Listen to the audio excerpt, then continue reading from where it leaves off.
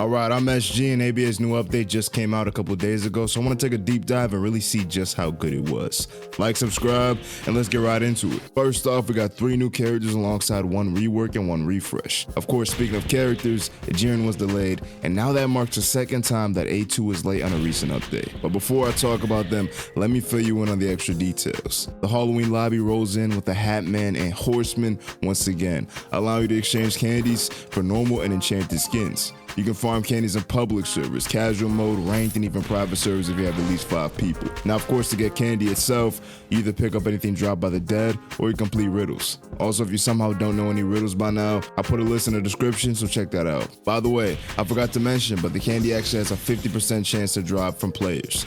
And of course, with the recent patch, candy now has an increased drop rate, so go ahead and farm. As for the miscellaneous stuff, there's a new map, the L-Corp HQ, there's 33 new skins, and lastly, there's a new emo. Overall, a decently sized update, but I'm not done. Let me talk about the characters. Aizen is the first guy up, and I really do enjoy his rework. I'll be honest though, Aizen really didn't need one.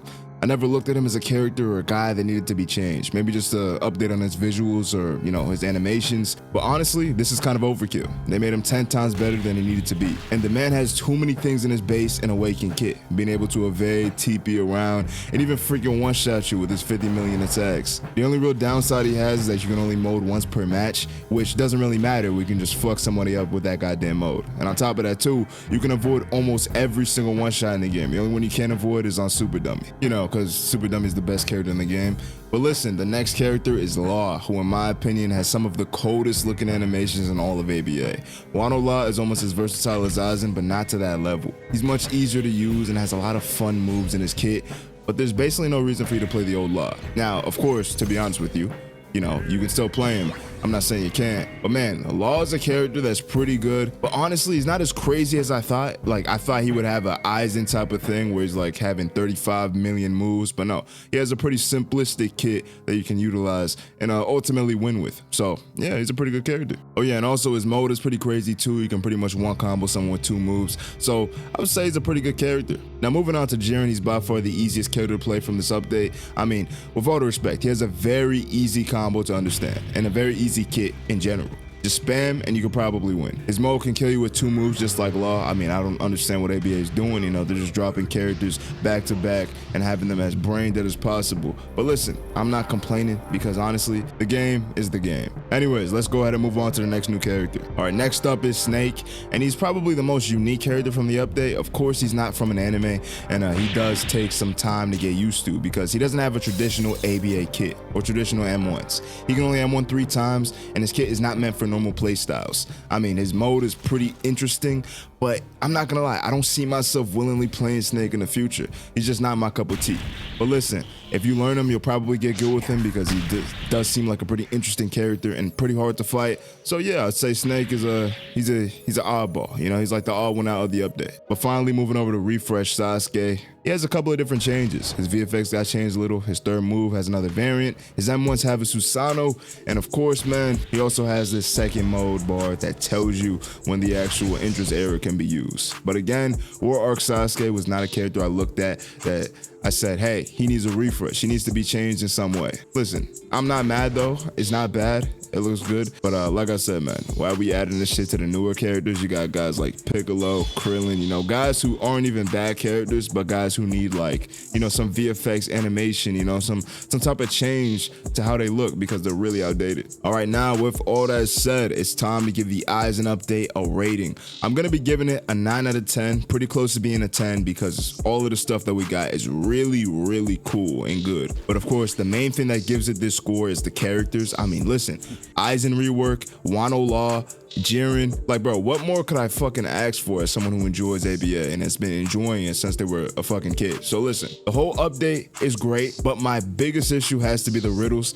Like listen, they aren't fun, right? It's the same thing from last year, it's the same thing from the year before. I don't remember if they did it before that, but listen, whatever the hell they did, I believe the riddles were in there before. But listen, man, this shit is tedious, it's not really fun. It forces you to play in public servers, and it also forces you to play characters that you probably don't want to play. Like for example, it will force you to play guys like Okuyasu, man. Like listen, Okuyasu, he's probably not even a bad character. He's just a guy that I look at and I'm like, not not someone I'm gonna choose to play, but he's there, you know what I'm saying? So listen, I don't mind it, right? I don't really mind it in the grand scheme of things, but I would rather something that's more, you know, intense, more enticing, more like actually gets you to lock into the game, because realistically speaking, you're just playing a character, killing someone, and then you're moving on. As for my thoughts on the characters, I really do enjoy them, but I can't lie, I'm tired of the one character getting delayed by a day. Like, listen, I know it's not like a common theme that's gonna happen over and over again, but A2, man, this is 2 times in a row. Let that be the last time, man. Look, now, of course, we're human beings, we're not perfect, but this guy's been late twice now, and I think that you gotta kind of say something about it. I hope bro's good, you know what I'm saying? That's all I'm saying. And on top of that too, I hope that characters aren't delayed in the future. If something's happening that's characters getting delayed, like for example something's breaking with the software, or you can't get into this and that, or he's just not meeting the deadlines properly, then that's on him, you know? It's shit like that. But look, I'm not really mad, I'm not angry.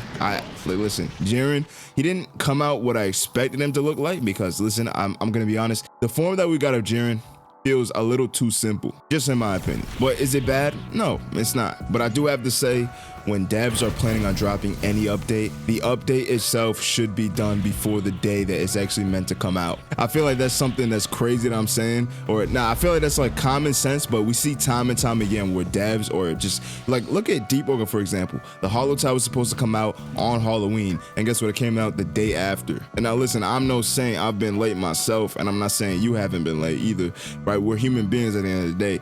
But when you're a dev and you got money already coming in, you can hire people to help you with the process to make it a little bit faster, right? But I'm not saying you have to, obviously you don't.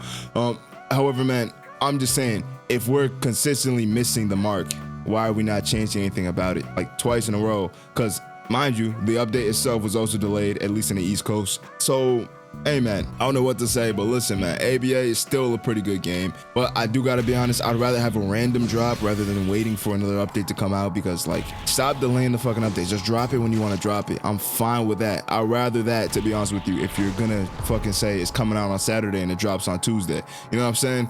But listen, that's everything I briefly talked about in this update. Stay tuned on the channel, like, subscribe, because I got the Aizen review coming out soon. It might take me a little bit longer though, because unfortunately, I do have some other things that I have to do IRL before I can actually sit down, make a script, make the video in general, right? This is a one-man team over here on this channel. And I don't know if I'm gonna have enough time to really get the Aizen video done quickly. So it might take me a little bit longer to get things done, because obviously I have to worry about doing different things IRL.